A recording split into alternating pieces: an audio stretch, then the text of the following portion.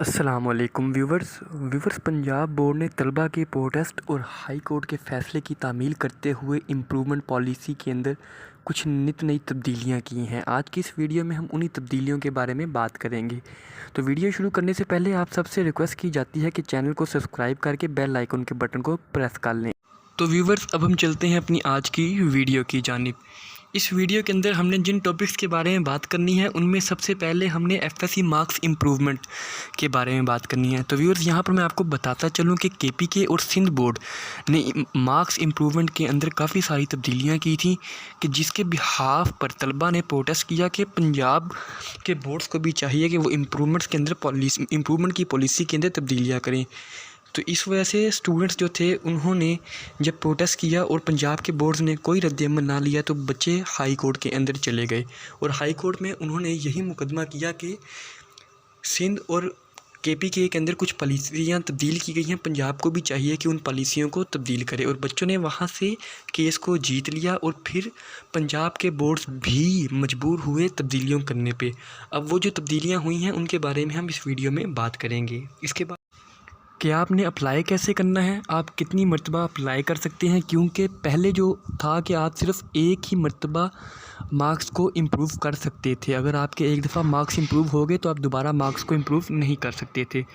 इसके बाद हम बात करेंगे कि किस किस कैटेगरी के अंदर आप किस किस तरह अप्लाई कर सकते हैं।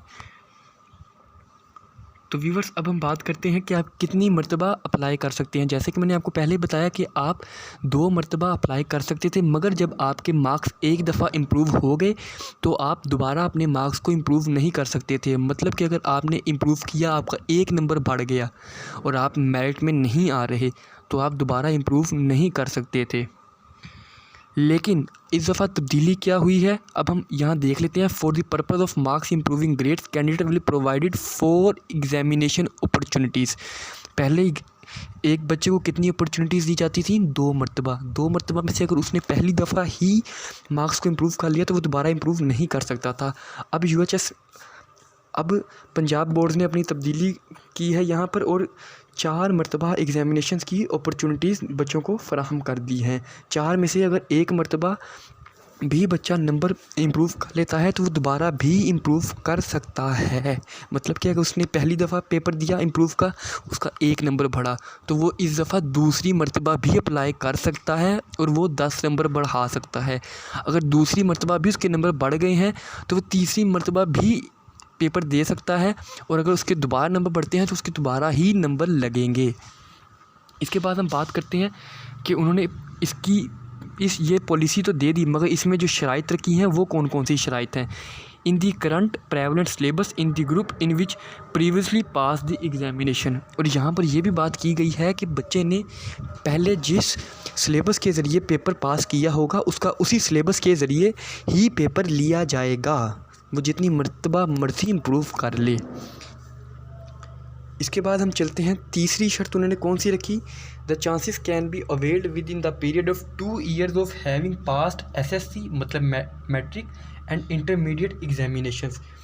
यहाँ पर पॉलिसी तो उन्होंने दे दी कि आप 4 मरतबा अप्लाई कर सकते हैं, मगर 4 मरतबा अप्लाई करने के साथ साथ पंजाब बोर्ड ने यहाँ पर एक शर्त रखी है कि आप 2 साल के अंदर आप सिर्फ 4 मरतबा अप्लाई कर सकते हैं। 2 साल गुजरने के बाद आप अप्लाई नहीं कर सकते। इसके बाद तीसरी कंडीशन उनकी क्या थी? Provided that the chance must be availed just before appearing in any higher examination conduction by any education body. ये बहुत ही वैलिड पॉइंट रखा गया था। 2 साल की शर्त हो गई एक तो, और 2 साल में 4 मरतबा आप अप्लाई कर सकते हैं। तो बहुत सारे बच्चे ऐसे करते हैं कि वो यूनिवर्सिटीज़ के अंदर भी एडमिशन ले लेते हैं और वहाँ से भी अपने एडमिशन को सिक्योर करके साथ साथ समर ब्रेक के अंदर आप बच्चे फिर एमडी कैट की तैयारी करनी शुरू कर देते थे या उसके बाद फिर वो एफएससी के मार्क्स इंप्रूव करने लग पड़ते थे। तो यहाँ पर पंजाब बोर्ड ने ये शर्त रखी है कि अगर बच्चे ने किसी और जगह पर अपना एडमिशन सिक्योर कर लिया है, मतलब कि उसने बीएससी शुरू कर दी है या उसने कोई और 4 साला प्रोग्राम शुरू कर दिया है, जब उसने एक दफ़ा एक जगह पर अपना एडमिशन सिक्योर कर लिया तो वो दोबारा मार्क्स को इम्प्रूव नहीं कर सकता।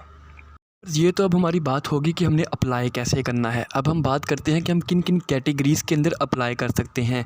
तो व्यूअर्स, पहले मैं आपको बताता चलूँ कि बच्चों के पास सिर्फ 3 ही ऑप्शंस थे। या तो वो पार्ट 1 में अप्लाई कर लें, पूरा पार्ट 1 कर लें, या वो पार्ट 2 पूरा अप्लाई कर लें, या उनके पास तीसरी ऑप्शन थी कि वो कोई सब्जेक्ट्स चूज़ कर लें।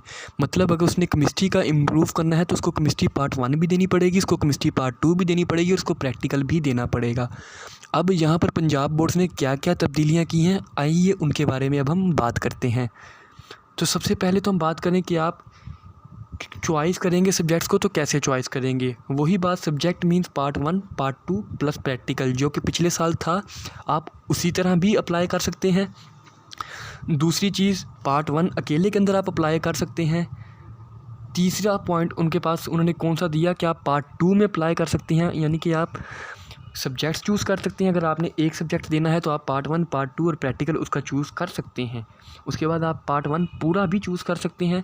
थर्ड नंबर पे आप पार्ट 2 अगर पूरा करना चाहें तो आप पूरा भी कर सकते हैं। अब हम बात करते हैं कि तब्दीलियाँ कौन कौन सी हुई हैं। इन एनी पेपर या पेपर्स ऑफ पार्ट 1 और पार्ट 2, ये पंजाब बोर्ड्स ने बच्चों को फैसिलिटी प्रोवाइड की है कि अगर वो एक पेपर पार्ट 1 का चूज़ करना चाहते हैं या एक पेपर पार्ट 2 का अप्लाई करना चाहते हैं, वो कर सकता है। इसका मतलब क्या है कि अगर किसी के केमिस्ट्री पार्ट 1 में नंबर कम है तो वो सिर्फ केमिस्ट्री पार्ट 1 भी चूज़ कर सकता है। जबकि पहले क्या था, अगर उसने केमिस्ट्री पार्ट 1 का पेपर इंप्रूव करना है तो उसको पार्ट 1 भी देना पड़ता था, पार्ट 2 भी देना पड़ता था और प्रैक्टिकल भी साथ देना पड़ता था। इसके बाद नीचे हम देख लेते हैं, the old should be taken from the last improve marks. जैसा कि हमने पहले बात की पीछे कि आप 2 साल में 4 मरतबा अप्लाई कर सकते हैं। तो इसका मतलब यही है कि अगर आपने केमिस्ट्री के अंदर पहले 71 नंबर लिए थे, आपने फ़र्स्ट टाइम इम्प्रूव किया, आपके 75 नंबर हो गए। अब आप इम्प्रूव करते हैं नेक्स्ट टाइम, यानी कि आप थर्ड टाइम दोबारा इम्प्रूव करते हैं तो आपके 75 में से नंबर इम्प्रूव होंगे, ये नहीं कि आपके 71 में से।